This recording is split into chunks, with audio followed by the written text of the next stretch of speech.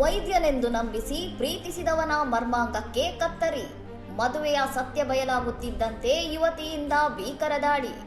ತಾನು ವೈದ್ಯನೆಂದು ಸುಳ್ಳು ಹೇಳಿ ಯುವತಿಯೊಬ್ಬಳನ್ನು ಕಳೆದ 2 ವರ್ಷಗಳಿಂದ ಪ್ರೀತಿಸುತ್ತಿದ್ದ ವಿಸರ್ಜಿತ್ ಎಂಬಾತನ ಮರ್ಮಾಂಗದ ಮೇಲೆ ಆತನ ಪ್ರೇಯಸಿಯೇ ದಾಳಿ ಮಾಡಿದ್ದಾಳೆ.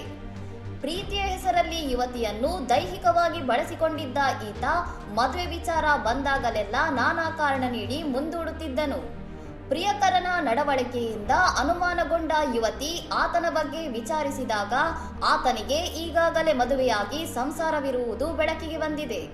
ಮೋಸ ಹೋದ ಆಕ್ರೋಶದಲ್ಲಿದ್ದ ಯುವತಿ ಪ್ಲಾನ್ ಮಾಡಿ ಪ್ರಿಯಕರನಿಗೆ ಜ್ಯೂಸ್ನಲ್ಲಿ ನಿದ್ದೆ ಮಾತ್ರೆ ಬೆರೆಸಿ ನೀಡಿ ಆತ ಮಂಪರಿನಲ್ಲಿದ್ದಾಗ ಚಾಕುವಿನಿಂದ ಮರ್ಮಾಂಗ ಕತ್ತರಿಸಿದ್ದಾಳೆ.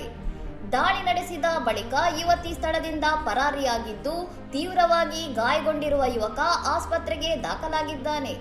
ಸದ್ಯ ಪೊಲೀಸರು ಪ್ರಕರಣ ದಾಖಲಿಸಿಕೊಂಡು ತನಿಖೆ ನಡೆಸುತ್ತಿದ್ದಾರೆ. ಇನ್ನಷ್ಟು ಸುದ್ದಿಗಳಿಗಾಗಿ ನೋಡ್ತಾ ಇರಿ ಸೌರಂ ಟಿವಿ.